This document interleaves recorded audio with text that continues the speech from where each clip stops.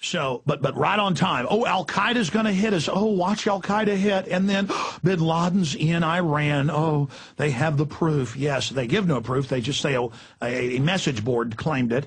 And so now, see, we had to nuke them. We had to nuke them because now they're on the news again saying they could launch a nuke and hit the U.S. any day. Just like with Iraq, they could launch a nuke and they could hit us anytime. They've got secret magnetic pulse weapons too. I mean, they're like Cobra Commander. We've got to attack them right now because the world's going into a depression, and they need a political distraction because it's also in the AP that the feds and the states are moving and taking part or all of pension funds.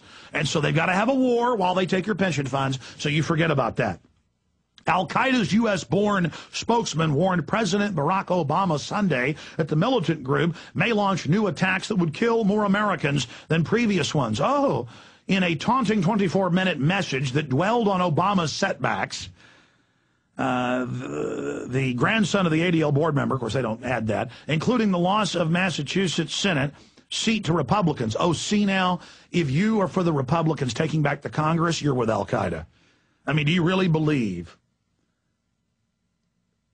This is so asinine, ladies and gentlemen. I could put a fake beard on and claim I was an Al-Qaeda leader, and literally the news would pick it up. Remember 4 years ago they had the guy saw off the head in a fake beheading in San Francisco, and the news for 2 weeks reported it was real? Every week I see AP articles of Bin Laden says he's going to strike us again, and then the last paragraph of the article will say, it was posted on a message board and it's not authentic. In a taunting 24-minute message that dwelled on Obama's setbacks, including the loss of Massachusetts Senate seat to Republicans, Adam Gadon set out Al-Qaeda's conditions for peace with the U.S., including cutting support for Israel and withdrawing of troops from Afghanistan. We'll never give in to you, Al-Qaeda. The average good old boy hears that and says, I'd like to get my hands on that Gadon. I guess torture is good. I tell you, that Al-Qaeda's so dirty.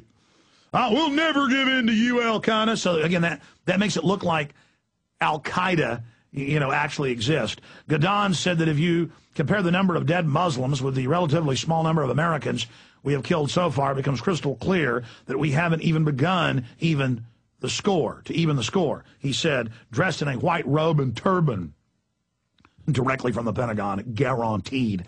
He takes the beard off, goes out and enjoys his life. That's why next time we might not show the restraint and self-control we have shown up until now. That's going to be Obama nuking us. And then he's going to come after the American people. You just watch. He said, even if Al-Qaeda was defeated, hundreds of millions of Muslims would still fight the U.S., he added. And, of course, none of the Muslim countries buy this. I mean, a Jewish kid in a stupid turban and a fake beard up there going durka, durka, durka, Allah, Allah, Allah. I mean, come on, folks. Al-Qaeda offered the same conditions for an end to hostilities to then-President George W. Bush's 2007, including the release of all Muslim prisoners and cutting off aid to the Middle East governments. So that's basically Ron Paul's position. So see now, if you're for cutting off foreign aid to all these governments, you're Al-Qaeda. Gadon's statement was notable for his mocking tone. See, it's meant to anger you, in which he described Obama as a devious, evasive, and serpentine American president with a Muslim name. So see, now if you call Obama a liar, it's like, you're with that Al-Qaeda. This is all tailored to 100% CIA. And we have a CIA who admits they put out fake videos and laugh at you. That's how dumb they think you are. Because they know the average public doesn't read that article, Spy Talk, the weekly column, where they laugh at you every week and seem to delight in the setbacks. Oh, see, Al-Qaeda's delighting in the setbacks. Well, we won't let them delight in the setbacks. We'll never leave the Middle East. I support it no matter what. You're not going to win, Gadon. I'll show you. I'll support the war no matter how bankrupt we are. Never mind we're shipping out the opium. That's how we beat Gadon. You're no longer the popular man you once were a year ago, or so, he crowed, ascribing his drop in popularity to the escalation of the U.S. wars abroad. At the time of Obama's election, many analysts said Al-Qaeda was worried that his race and Muslim family connections would make him more appealing to Muslims and Arabs angry at Bush's foreign policy. In its statement since his election, Adam Al-Qaeda Gaddafi has taken pains to show the continuation between Obama's foreign policy and that of his predecessor. Gaddafi is wanted by the FBI in 2004 for a $1 million reward for information leading to his arrest or conviction. He is also known as Asim al-Armakari, Arabic for the American. Yeah, what a... Remember 2 months ago they announced he's been caught in Pakistan, U.S. has got him, and I came out and said, I guarantee you that's a lie. 3 days from now, as a minor footnote, they'll admit he wasn't arrested. But the average sheep who are barely listening will think, oh, he was already captured, and then will think I'm discredited for saying he is Mossad/CIA. But you notice he's back.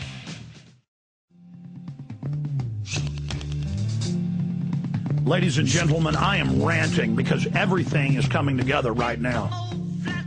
This is out of the Israeli National News.com, and I'm not good at reading Hebrew, but the name of the newspaper is Arutz Shaiva, Israeli National News. U.S.-Israeli warships in Suez may be prelude to face-off with Iran. Now, remember, early last week we read Press TV, that's one of the official Iranian organs, international television, their equivalent to Al Jazeera. In fact, let me just pull up that quote. Iran threatens to stop Western ships if subjected to cargo inspections. We warn the U.S. and certain adventurous countries that if they are tempted to inspect Iranian air and ship cargoes, we will take tough action against their ships in the Persian Gulf and the Sea of Oman, said Iranian parliament speaker. He went on to say any retaliatory move would be part of the country's policy to defend national interest, according to Fars news agency and Press TV. The government spokesman called on the government to not lessen the level of uranium enrichment below 20%. Now, remember, Iran cannot make nukes with the enriched uranium they have. They've offered to give it to France, to others to finish enriching, and they've been told no. So they do not want nukes. They are not developing nukes. And the U.S. and Israel are saying they're going to block gasoline shipments into Iran and other materials because Iran has a lot of oil, but only half the refining capacity. So imagine, Iran says, you want to blockade us so we don't get gasoline, bring us to a standstill. That's an act of war. But then we want nuclear reactors for our electricity so that we're not oil dependent, and you won't let us have that. And so now you're going to have a blockade of us. Ladies and gentlemen, we do not need war with Iran, okay? And I'm not saying the Iranian government is perfect. You know, the media plays this game of you're either for war with Iran or you're with Iran. No, I'm against war, ladies and gentlemen. All these governments are evil. All these governments are corrupt. When you study history, you can count on one hand in all the governments in Asia, Europe, the Middle East, the Americas, you can count on one hand governments for short periods that were altruistic and good. And there are literally thousands of governments in hundreds of nations that have come and gone, all different variants of corruption and tyranny. Okay, Iran is bad. The United States is bad. Israel is bad. Germany is bad. Russia is bad. Japan is bad. It's all criminal classes up there ripping you off. The question is, how bad is the criminal class? How out of control is the criminal class?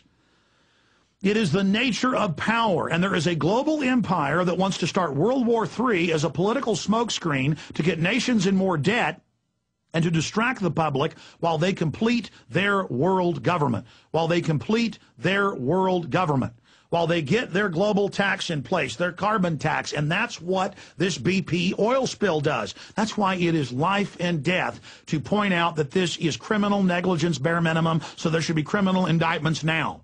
Grand jury should be impaneled now for indictments, handing down indictments. And it goes past that. The investigation will open up this was premeditated. Okay, because every evidence is they're blocking the recovery. They did everything they could to cause this to happen. If we don't get the word out on this, they are going to get away with their entire operation. We are on the verge of World War III starting. We are on the verge of the carbon taxes passing. We are on the verge of the global transformation, as David Rockefeller said. We are on the verge of a global transformation. All the nations need is the right crisis, and they will accept the new world order. That's a quote.